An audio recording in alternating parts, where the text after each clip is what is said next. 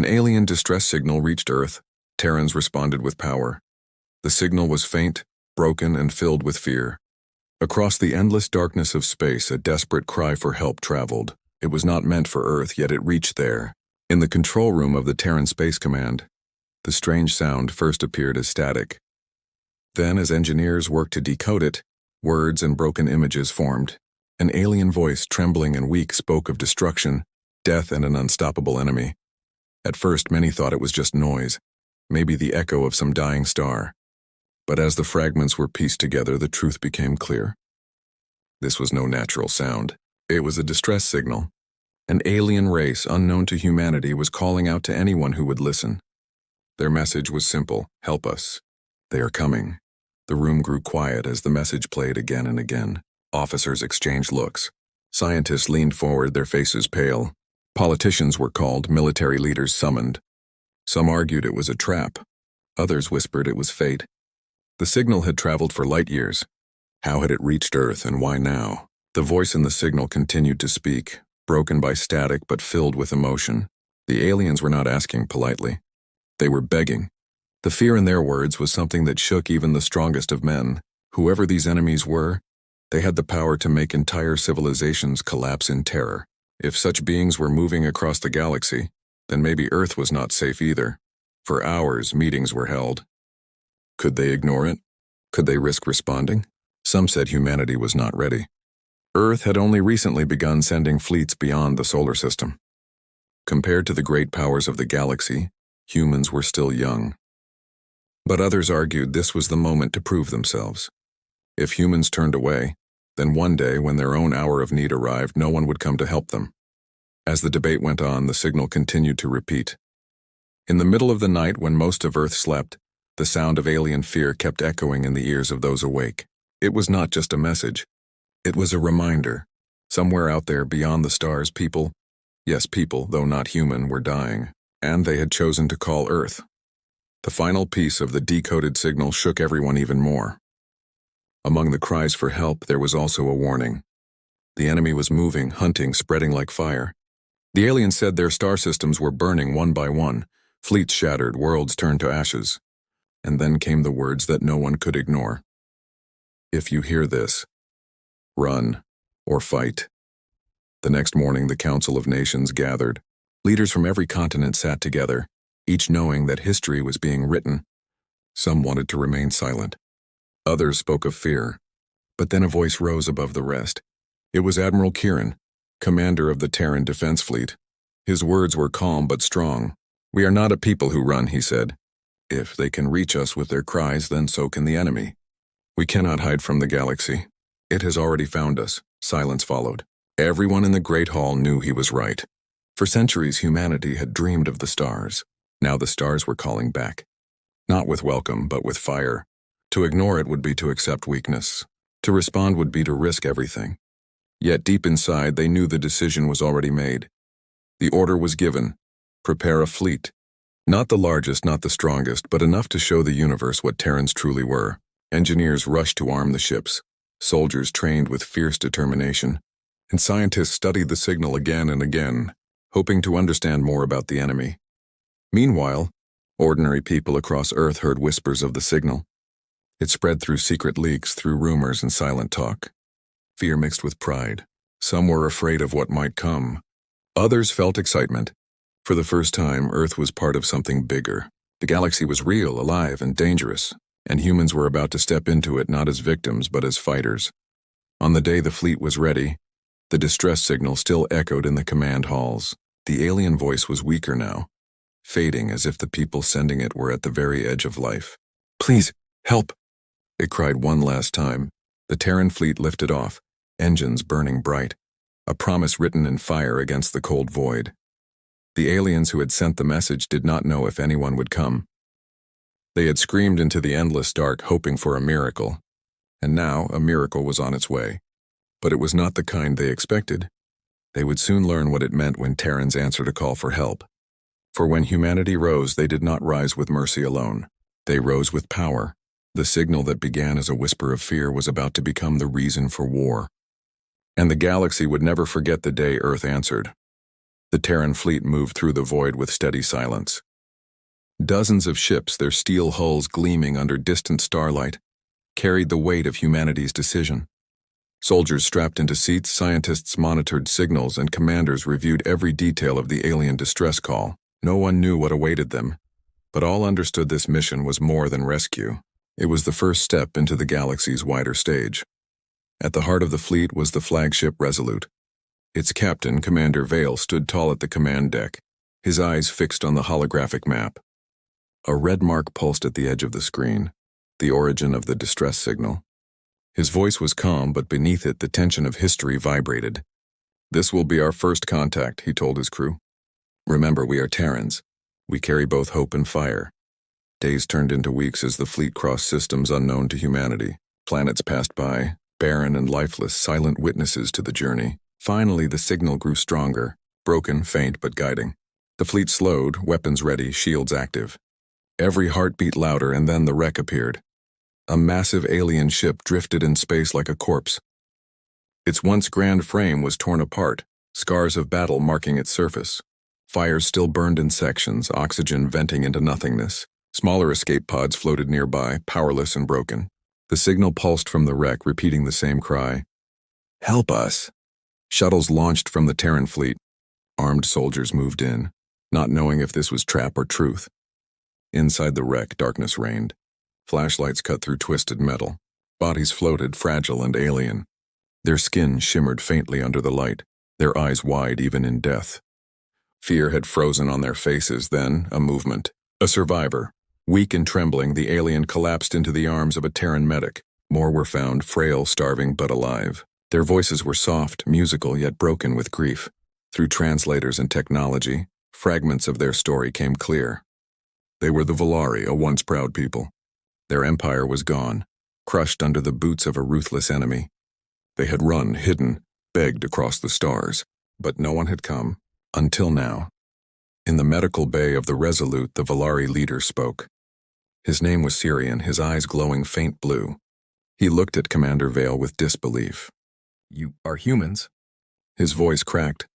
"We sent the signal in desperation. We never thought you would come," Vale answered with steady words. "We heard your cry, and we are not a people who ignore the suffering of others." Syrian lowered his head, tears falling. "You do not understand. You should have stayed away. They will come. They always come. When they smell weakness, when they hear cries, they descend. You will be hunted now as we were." A silence fell. Around the room, Terrans listened with grim faces. But Vale's reply was different from what the Volari expected. "Let them come," he said. "We are not afraid." The Volari could not believe it. For generations they had known fear. Their ships, their worlds, their families all shattered. Yet these humans, young in the galaxy, spoke as if they were unshaken.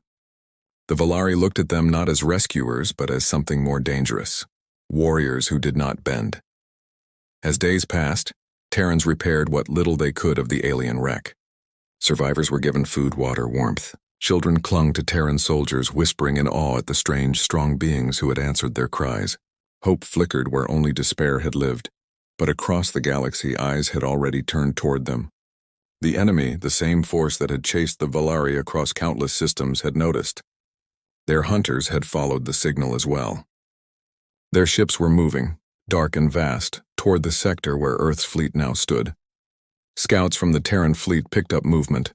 Shadows in space, engines burning cold. Reports came in. A hostile fleet was approaching, larger than anything humanity had ever faced. The Volari shook with terror when the name was spoken.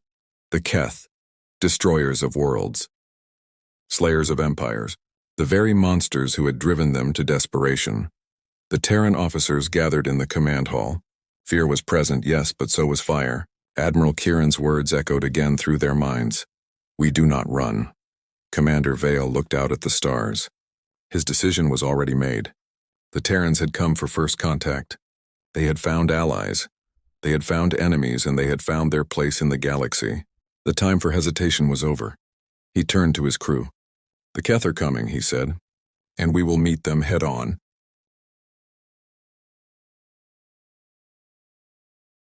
The Volari watched in disbelief.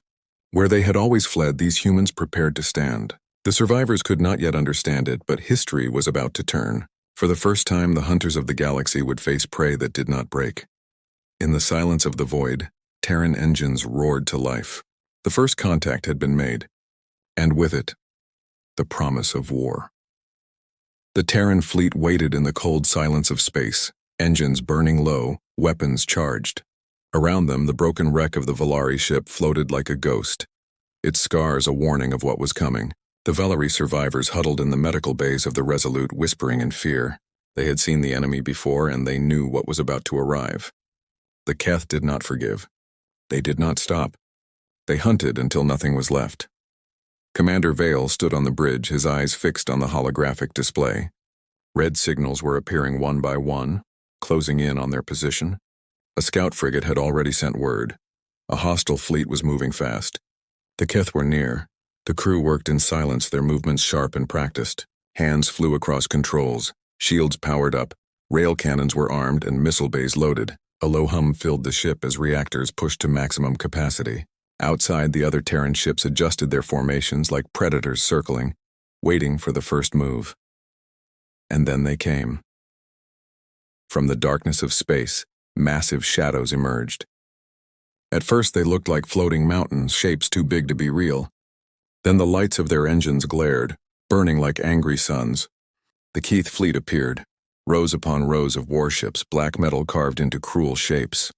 Their hulls were covered in sharp ridges like beasts of iron designed for one purpose: destruction. The Valari survivors trembled. Some cried out, others buried their faces in their hands. To them, the sight was the end of hope. "Run," one of them whispered, clutching at the sleeve of a Terran soldier. "You must run. No one can stand against them." But the Terrans did not run. On the bridge of the Resolute, silence reigned. Eyes were locked on the approaching fleet. Fear was there, yes. But it was different from the fear of the Valari. For humans, fear was fuel. It sharpened their resolve, hardened their hearts. A communication channel opened. A voice came through, harsh and cold, speaking in a language decoded instantly by translators. It was the Keth commander.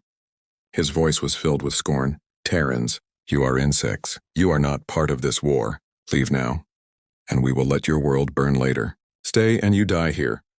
The words hung in the air like poison. The Valari lowered their heads, waiting for the humans to surrender, to beg, to flee as they themselves had fled so many times. But Commander Vale did not flinch. His voice was calm as he replied, "We are Terrans, and when we hear a cry for help, we answer. If you want to test us, then come." The channel closed. For a moment, there was silence. Then the enemy laughed. A cruel, echoing sound filled the comms, like iron grinding against iron. It was the laughter of those who had destroyed countless worlds and never faced defeat. To them, the Terrans were nothing but a small, foolish race standing against giants. The first shots were fired. Bright streams of plasma lit the void as Keth warships opened fire. Explosions ripped through space as missiles streaked from Terran ships in reply. The stars themselves seemed to tremble under the fury of weapons. Shields flared, metal tore, and the silence of the galaxy was broken by war. The Valari watched from the safety of the medical bay, their eyes wide in disbelief. They had expected the Terrans to fall in moments, to be crushed as they had been. But the Terrans did not break. They moved with precision, their ships cutting through the void like blades. Rail cannons hammered, missiles struck true, and the first Keth ship exploded in a fireball of shattered steel. On the bridge of the Resolute, Commander Vale stood unshaken. "Target their flanks," he ordered. "Do not let them surround us." His crew obeyed instantly. Every move was sharp, every shot calculated. The Keth pressed harder, pouring fire into the Terran fleet, but the humans fought back with a ferocity no one had expected. They were fewer, their ships smaller, but their will was unyielding. Where others would retreat, Terrans advanced. Where others would cower, Terrans struck with fury. In the chaos, the Valari leader Sirian whispered to himself, "It cannot be. They fight them. They stand." He looked at the Terran soldiers guarding the bay, men and women who stared at the battlefields with clenched jaws. For the first time in years, Sirian felt something new. It was not fear. It was hope. Outside, the battle raged on. Keth ships burned, Terran ships bled, but neither side yielded.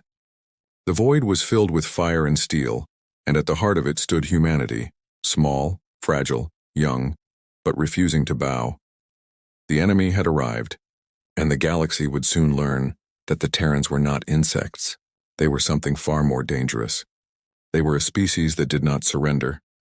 The battle in the void grew fiercer with every passing moment. The Keth warships pushed forward, their cannons spitting fire, their laughter echoing across the comms. They had faced countless enemies, and all had fallen before their power. They believed the Terrans would be no different. Yet as minutes turned into hours, something unexpected happened. The humans did not break. Terran ships, though fewer in number, fought with a precision and aggression that unsettled the Keth commanders. The Resolute moved like a blade, cutting into enemy lines, rail cannons firing in perfect rhythm. Smaller Terran frigates darted through the chaos, striking at weak points, vanishing before the enemy could lock onto them. Missiles streaked across the void, weaving through enemy fire, striking true with deadly accuracy.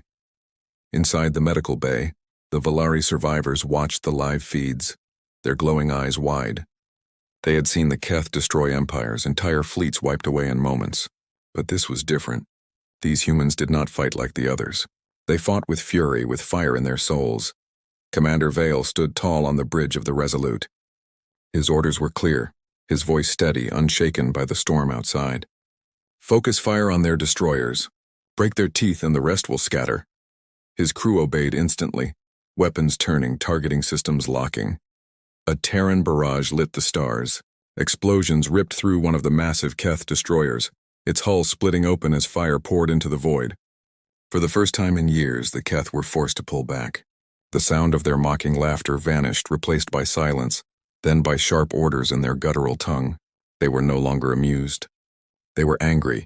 The Keth pressed harder, their ships forming tight formations, overwhelming with sheer size and numbers. Plasma fire battered Terran shields, missiles tore through armor. One Terran cruiser took a direct hit, its hull splitting apart, flames spilling into the darkness. Alarm screamed across the fleet. Yet even as they lost ships, the Terrans fought harder. Every death only sharpened their resolve. Push forward, Vale commanded. Show them what it means to face us.